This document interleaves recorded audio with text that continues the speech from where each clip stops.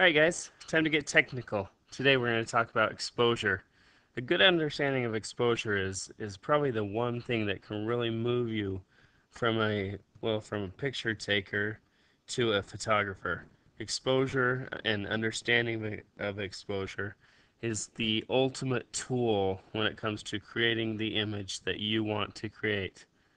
Now, exposure basically is any time that the film or your digital camera sensor is exposed to light. Well, exposure has happened. When a photograph is taken, light reflected from the subject or surroundings goes through the lens, through the open shutter, and hits your film or your sensor for whatever length of time that your shutter is open, and then your film or your sensor at that point has been exposed. The term exposure can also refer to the final product that you have after you take a picture and you're showing it to all your friends, and they might look at your picture and say, "Hey, that's a good exposure. Well done." Um, so don't get too confused. It can apply or it can mean a few different things. Our goal when taking pictures is trying to get a good exposure of whatever our subject is.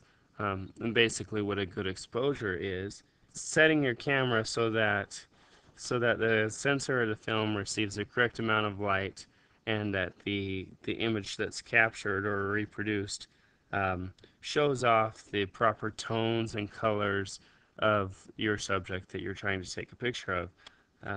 An easy way to look at it is if the picture actually ends up looking like it does through your eyes, you generally have a pretty good exposure. Let's look at this picture of these flowers here.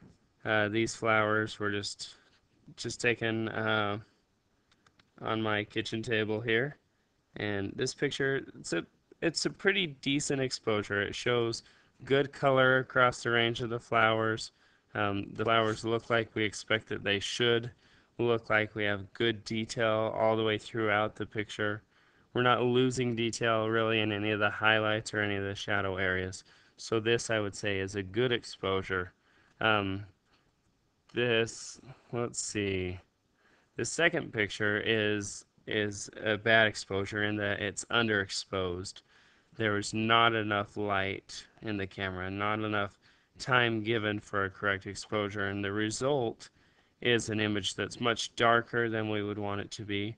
There's a lot of detail lost in the shadows of the image, um, and the colors kind of lose their saturation, their tonality. The tone of the colors seems a little off. We're just left with an image that's altogether much less pleasing. This third image has been overexposed, too much exposure, which basically means we have too much light that's come into the camera during the length of our image capture, and the result is blown highlights, just an image that's way too bright, uh, total loss of detail in the bright areas of the picture, and kind of an oversaturation of colors and oversimplification of colors, and overall, again, a very not pleasing image.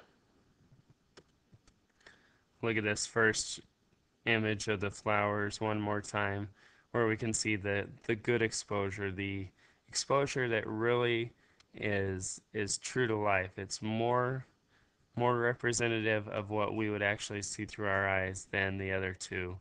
And again, good detail in both the highlights and the shadows. We're not losing a whole lot of detail in the bright areas, and we're not losing detail in the dark areas. There's three different things in your camera that determine the exposure. First one, first thing that you can adjust in your camera is the aperture. We discussed aperture quite a bit, and we know that aperture is the size of the hole, or how large the opening is in the lens that's letting light come through into the picture. The second thing that you can adjust is your shutter speed, which is just the length of time, the amount of time that the shutter is actually open, allowing light to move from wherever into your camera to expose the film. The third thing that you have control over as a photographer is the ISO. The ISO is the sensitivity of your film or your sensor.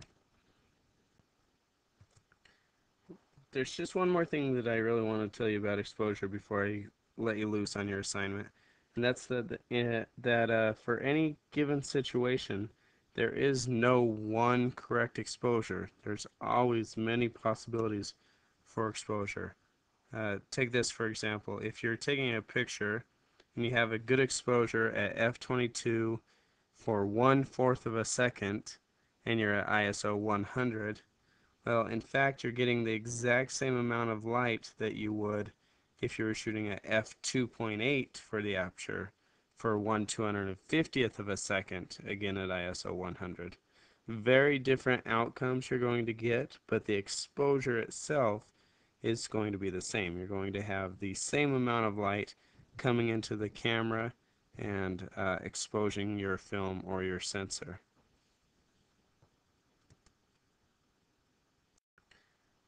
There's just one more thing that I really want to tell you about exposure before I let you loose on your assignment, and that's that for any given situation, there is no one correct exposure. There's always many possibilities for exposure. Take this for example. If you're taking a picture and you have a good exposure at f22 for 1/4 of a second and you're at ISO 100, well, in fact, you're getting the exact same amount of light that you would if you were shooting at f2.8 for the aperture for 1/250th of a second, again at ISO 100. Very different outcomes you're going to get, but the exposure itself is going to be the same. You're going to have the same amount of light coming into the camera and exposing your film or your sensor. All right, it's time to get to work. Enough of me talking and confusing you. Instead, we're going to let you guys do the talking and explain exposure to me a little bit. Here's your assignment. Take a deep breath.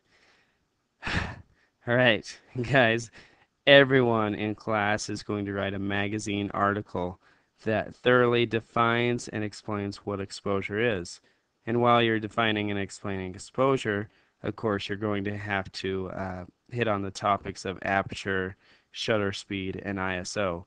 So when I read your article, I really expect to not only understand exposure as a whole, but really to understand what effect aperture, shutter speed, and ISO have on the exposure.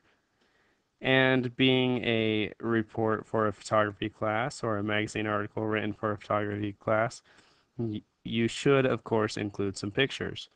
The pictures need to be pictures that you've taken specifically for this assignment, and you must include at least 6 pictures in your article. You can include as many as you want, but you have to have at least 6. All right, and last thing, I don't know, I shouldn't have to say this, but I'm going to say it anyway. This is your own work. If you go onto the internet and you copy and paste something that you find on the internet and put it in your report, that's fine. I appreciate it. Good job. Your grade's going to reflect how much effort that shows. Don't cut and paste. Make sure you understand. Make sure you can explain it without looking at a website, and then do so. Put it in your own words. Explain it in your own way, and do so in a way that I can understand. And if you do use online sources or magazine sources or books, oh man, books, what are those? Yeah, if you use any other sources, that's cool. Just make sure you cite your sources. As long as you give credit where credit's due, you'll be fine. And of course, don't fill your report with citations. I want to see a lot of your work. So again, writing a magazine article that defines, explains exposure, along with aperture, shutter speed, and ISO. Make it long enough to accomplish everything you need to accomplish. Include at least 6 pictures and cite all your sources. Good luck. I'll be back soon. See you later. Peace out.